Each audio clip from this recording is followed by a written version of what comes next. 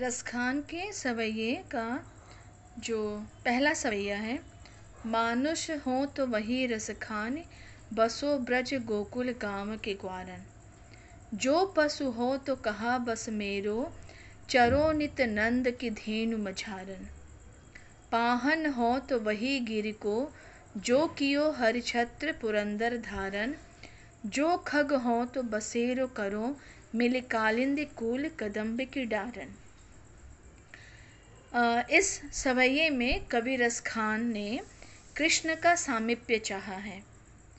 वे कृष्ण से यह प्रार्थना करते हैं, अनुरोध करते हैं कि किसी भी योनि में उनका जन्म हो, चाहे उन्हें किसी भी रूप में जन्म लेना हो, पर वे प्रत्येक जन्म में कृष्ण का सामीप्य चाहते हैं, कृष्ण की निकटता चाहते हैं, उनके साथ रहना चाहते हैं। यदि वो पक्षी हो तो किस रूप में, यदि वो पशु हो तो किस रूप में, यदि वो मनुष्य हो तो किस रूप में, यहाँ तक कि यदि उन्हें पत्थर भी बनना पड़े तो वो किस रूप में। जो जो चीज़ें कृष्ण की निकट थीं, जिन चीज़ों से कृष्ण का साथ जुड़ा हुआ था, वे उनके साथ रहना चाहते हैं, उनका ही अंश बनकर रहना चाहते हैं। तो ये अनन्य भक्ति है कवि रसखान की श्री कृष्ण के प्रति। ये बहुत आश्चर्यजनक बात है कि सैयद इब्राहिम, जो कि रसखान का वास्तविक नाम है, तो कवि सैयद इब्राहिम एक मुसलमान होने के बावजूद कृष्ण के प्रति इतनी अनन्यता प्रकट करते हैं। तो इसका सही अर्थ यही है कि हमारे देश में ईश्वर किसी धर्म विशेष का नहीं है। अगर हमें ईश्वर की भक्ति करनी है, ईश्वर से प्रेम करना है, तो हमें किसी धर्म विशेष का नहीं होना होगा। तो यहाँ पर उन्होंने कैसे कहा सवैये में, चलिए उसका अर्थ हम समझते हैं। मानुष हो तो वही रस खानी, बसो ब्रज गोकुल गाँव के ग्वारन।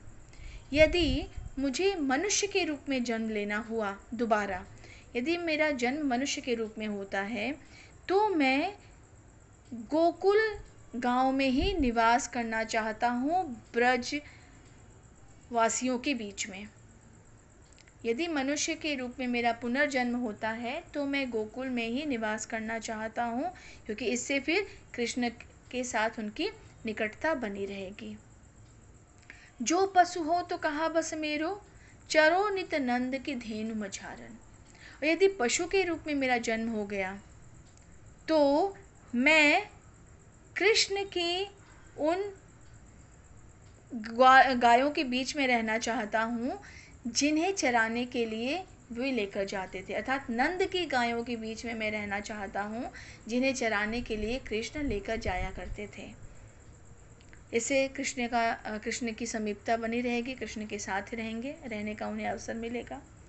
पाहन हो तो वही गिर को, जो कियो हरिछत्र पुरंदर धारन। और यदि पत्थर के रूप में मेरा जन्म होता है तो मैं उसी गोवर्धन पर्वत का हिस्सा बनना चाहता हूँ, जिसे अपनी उंगली पर उठाकर श्री कृष्ण ने ब्रज के लोगों की इंद्र के क्रोध से, इंद्र के कोप से रक्षा की थी। अर्थात श्री कृष्ण के सामीप्य पाने के लिए, कृष्ण की निकटता पाने के लिए वह किसी भी अवसर को छोड़ना नहीं चाहते। आप सबको पता है कि कृष्ण ने गोवर्धन पर्वत को क्यों उठाया था। जब इंद्र का कोप ब्रजवासियों पर पड़ा और उन्होंने मूसलाधार वृष्टि की, ऐसा लगा कि पूरा जो गांव है वो डूब जाएगा, तो वहाँ के निवासियों की रक्षा करने के लिए श्री कृष्ण ने गोवर्धन पर्वत को अपनी उंगली पर उठा लिया और इस प्रकार से ब्रज के लोगों की रक्षा की। जो खग हो तो बसेरो करो, मेरे कालिंद कूल कदम्ब के डारन। और यदि पक्षी के रूप में मेरा जन्म होता है तो मैं यमुना नदी के किनारे उसी कदम के पेड़ पर अपना घोंसला बनाना चाहता हूँ, अपना बसेरा बनाना चाहता हूँ, जिस पर बैठकर कृष्ण झूला झूला करते थे, या जिस पेड़ की डाल पर कृष्ण झूला झूला करते थे। तो ये कवि रसखान की कृष्ण के प्रति अनन्य भक्ति का उदाहरण है कि वे प्रत्येक जन्म में, प्रत्येक योनि में कृष्ण का साथ चाहते हैं। यदि वो मनुष्य रूप में हो तो ब्रज के निवासियों के रूप में उनका जन्म वो चाहते हैं। यदि पशु में हैं तो नंद की गायों के बीच में उनका जन्म होना चाहिए, ऐसा वो चाहते हैं।